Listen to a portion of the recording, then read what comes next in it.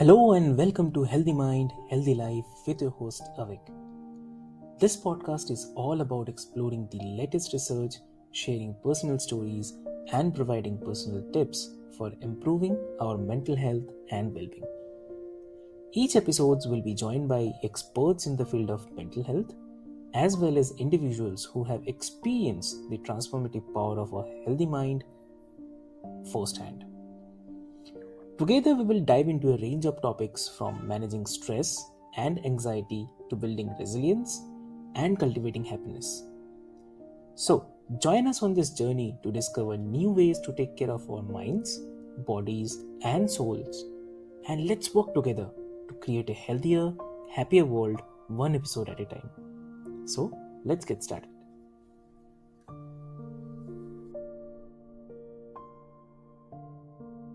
Hello and welcome to Healthy Mind, Healthy Life. I'm your host Avik, and today we are joined by Greg Mohr. So, welcome to the show, Greg. Eric, thank you for having me, sir. It's a pleasure to be here. Lovely. It's really lovely talking to you, Greg. Greg, because today we'll be talking about a great topic, which is franchisee frontier, and we'll be exploring the paths to the entrepreneurial success. And but before we do that, I would love to mention this to all of our listeners that Greg is a visionary entrepreneur and Wall Street Journal best-selling author, known for his expertise in franchising. Yes, you heard it correct. From a seasoned engineer to the CEO of Franchisee Maven, Greg's journey is definitely inspiring. So his books and hands-on experience offer a roadmap to financial freedom through the franchising. So why to wait? Let's join us as Greg shares his insights and passion for empowering others to achieve their entrepreneurial dreams. So welcome to the show again, Greg. Thank you, Avik. It's an honor to be here, sir. Lovely, lovely. So, Greg, to start with, like, if you can share a bit more about your personal journey, like from a seasoned engineer to the CEO of Franchisee Maven, and what inspired you to venture into the world of franchising? Well, amazingly enough, Avik, it happened back when I was in high school. Back in my day when we were in high school, most of us got jobs at fast food places. Mine just happened to be at Taco Bell at the time. And so I moved up in the Taco Bell world, started managing this lady's restaurants that I was working for. And it turned out she was a master franchiser on that. So that was my first foray into franchising. I went on to be a restaurant manager, microelectronic circuit engineer for a while as well. And while I was an engineer, me and another engineer, we bought dry cleaners, locations, some rental properties, Okay. and some storage units. And that was wonderful. But those are private businesses that we had. So I got out of the corporate world and said, Yeah. the private business is good, but it's a real challenge when you don't know anything about it. I really liked that franchising thing that I did back when in high school, because that was a good thing. They had a playbook, a step-by-step playbook that you could just walk right into, step right into it, Yeah. and very smooth. So I said, I got to get back into franchising. So that's what I did. I went out and, with the help of a franchise consultant, found myself a great franchise and ran that for a while, and then decided that I liked that franchise consulting business. So I said, teach me that. And that was about 12 years ago. Oh, that's lovely. So, in your experience, like, what are some of the key benefits of franchising compared to starting a business from the scratch? Great question, Avik. It's a good something to compare. That's why I like all my people, if they're looking into, getting into a business themselves, definitely something to compare side by side. You go into business for yourself. It's all yours. You use all your resources, all your knowledge to get into that business itself, and you're all by yourself doing that. You can do whatever you want with it, but you don't necessarily have a team of people behind you. So getting into a franchise is where you'd rather have some support services, a team of people that are going to help you build that business up, not only the franchisor, but other franchisees as well. You do pay for it, so you'll have the franchise fee, you'll have the ongoing royalties on that. But you really want that franchise to get you to where you want to be 2 to 3 years quicker than if you were to do it yourself. So good and bad points about either way, but franchising is a good step-by-step playbook to just step right into a business and just take off running. Oh, that's great. So, talking to your books, like your books emphasizes the transformative power of the franchising. So, if you could also elaborate a bit more on how franchising can be a path to the financial freedom and the wealth building, because most of the people would love to know about this. Excellent. So, Avic, what happens with the franchise system is most of the time, most of my people may start off with one franchise unit. So that's one territory. Almost every franchise gives you a protected territory in there, and that's what we call the one unit territory system with the franchise. Now, if you want to build wealth and you want to grow that system up, then what you can do is you can either do horizontal growth or you can do vertical growth, or both on that one. So with franchising, if you want to start with, say, more than one territory, then you become what we call an area developer. So in your city, you may have the territory marked out into 5 different territories on that. So you could start with being an area developer, or you can start with one unit and then build from there as you get that one built up and going, whether it be the services industry or brick and mortar. Once you get that built up, then you can move on to another territory. And then you have what we call the horizontal growth along there, where you're just mapping out more and more territory. So you have a bigger territory that you can take in. So once you get one up and running, it's a lot simpler, or very simple, than just pick up another one on that one. Now, if you want to do something different, if you want to stick with your one territory, then what you can do is you can pick other franchises that are related to your franchise within that one territory and do what we call vertical growth. That's very easy to do in like the home services franchise systems, where you may start off with taking care of the groundskeeping on that. Then you may move into doing the maid service for them on that, taking care of their plumbing needs, their electrical needs. So now you're marketing to the same client base in the same territory, but basically you're owning the home. So that's the vertical growth, where if the homeowner needs anything at all, they just call you. And it works for some business opportunity, business franchises as well, where you get into the business world and you start taking care of office space also. Lovely. Got it. Got it.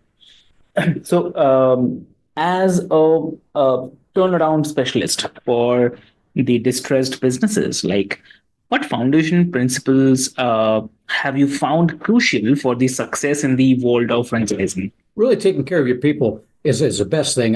When I was with the Taco Bell, I was helping a lady out, and she owned about 50 Taco Bells throughout the Sacramento, California area. And I really helped build up her restaurants out there on that. And it's really just taking care of your people, getting to know your people real well, taking care of them, and then working with the franchisor as well on that. And they've got that step-by-step playbook. So follow along with them exactly what they have already done or in the past, because they've already worked out all the errors and all the challenges along the way. They've got all those worked out. So you work with them very closely. You'll get to know other franchisees in the system as well when you're going through the franchise investigation process. So you'll be talking with others before you get involved in the franchise. So now you've got a whole team of people that are going to help you grow your business itself on that, and then just taking care of your people within your business itself, whether you do a service industry franchise or a brick and mortar franchise, really helps grow the business and lets people know that you care. Understood. Understood. So, how do you approach the educating individuals and the business owners about franchising? Like, any common misconceptions you encounter? Oh, absolutely, Avic. When you and I are driving down the road, we see all the brick and mortar franchises on that. So you see like the McDonald's, the Taco Bells, and the salons, Supercuts, Great Clips, Meineke, Mako. So people think that it takes $1 million because you got to build out that big place, and you've got to do it full time. What we don't see on a regular basis is the service industry franchises on there. The service industry franchises, their total investment's right around $150,000 on that. So much less on that. So with brick and mortar, you build it and they will come, general theme, everybody sees it on the street corner.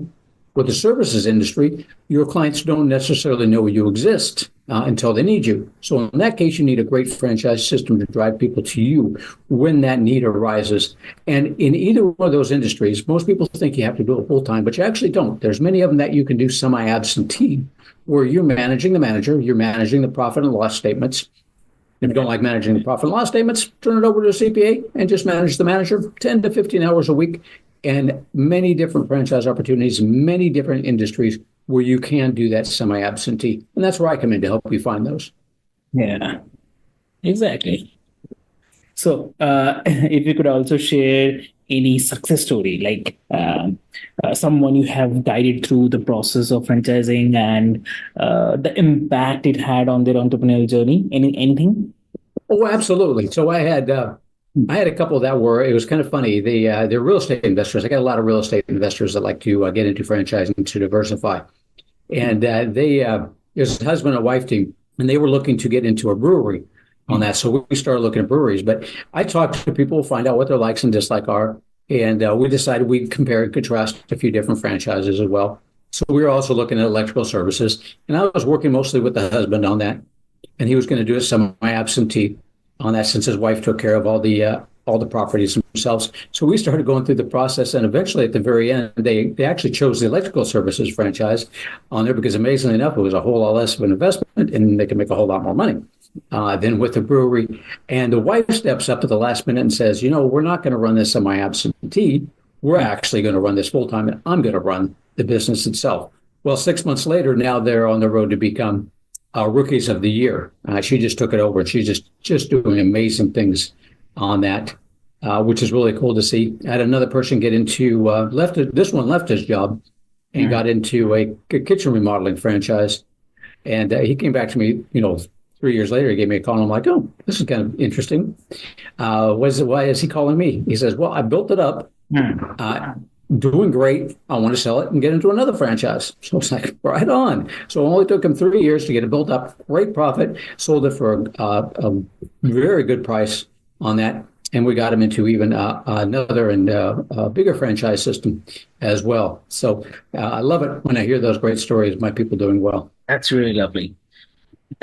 So, on this, like, what advice would you give to someone who are considering franchising as a path to the entrepreneurship?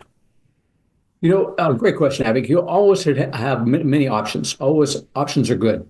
So consider franchising if you're thinking about doing your own private business, and compare them both and contrast them both. Keep in mind that the one thing that you need to be, if you want to get into franchises, you need to be coachable because they've already done everything. They've already got that proven business model on there. So just make sure you're coachable. Other than that, look into when you're looking at franchises, always talk to as many franchisees as you can when you're looking to do franchises. So you can come to me, we can do it together, and I'll make certain all these things happen. If you want to do it yourself, you're more of a DIYer, then make certain that you talk to as many franchisees as possible to verify all the information that the franchise told you. Look into funding. There's a lot of people that fund franchises. I've got a whole list of people that fund franchises. Very easy to do on that one. Uh, uh, Experts, always look into other experts in the field. Here in America, we have what we call the SCORE chapter, SCORE, which is seasoned entrepreneurs that are in your area on that. Get a hold of them. They're free. They give you lots of good advice. But it's good to look into franchising. It's good to have options. It's not for everybody. I'm not going to try and convince you that it's the greatest thing since sliced bread, because for some people it is not. But it is good to have options on that. Check into it, and you'd be surprised at how many different industries you can get into. And you just may find something that really sparks your interest. Wow, that's lovely. Great. So, what, according to you, how do you see the future of franchising evolving? And also at the same time, any emerging trends do you anticipate shaping the industry? Franchising continues to go strong, Averick. It's been doing so for many, many years. Ever since we had that little COVID thing, it kind of shook up people's lives a little bit, and they're realizing that there are better and different and better things out there that they could do. The trends really lately have been more towards essential type services out there.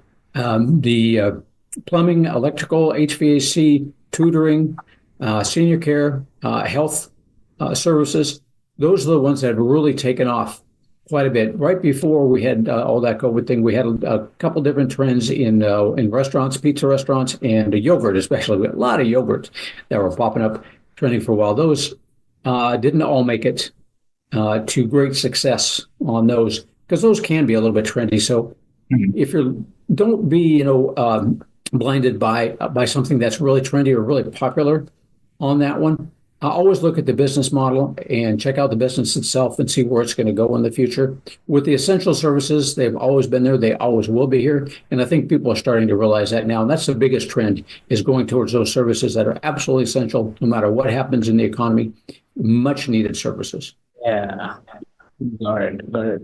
So, also, like, I mean, what excites you most about the future of franchising, and what do you hope to accomplish in your continued efforts to empower the entrepreneurs? Basically, what excites me the most is letting people know that there are alternatives out there than working the 9 to 5 job, working for somebody else. Everybody that you work for, somebody started that business out and they had a dream to build something up. So you're helping somebody else build their dream. So what excites me is helping you build your dream up as far as what uh, you want to do with your life. And it just thrills me to death to have people and just show them that, there is alternatives to doing that. You don't have to quit your day job if you're not quite ready to step out of that. Although you can do it semi-passive until you get to that point where you have that option of, sticking with your job if you like it, and doing this on the side, or just stepping away from the job. So it's really exciting to get people open up their minds, open up their minds to different ideas about how they can live their life, especially doing things that you want to do when you want to do it.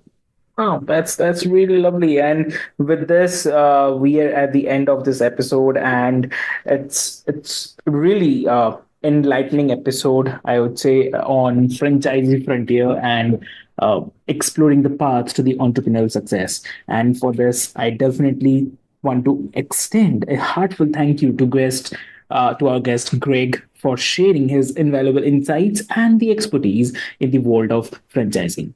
So, Greg's journey from engineer to CEO of Franchisee Maven is truly inspiring, and his dedication to empowering others to achieve their entrepreneurial dreams through the franchising is evident.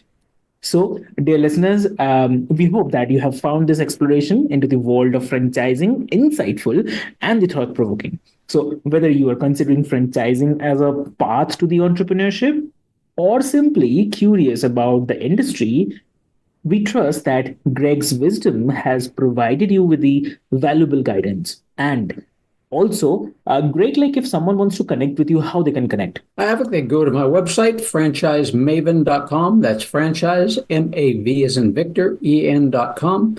Email me at greg@franchisemaven.com, or just pick up the phone and give me a call at 361-772-6401. Lovely. That's really lovely. So I guess, dear listeners, you have Greg with you.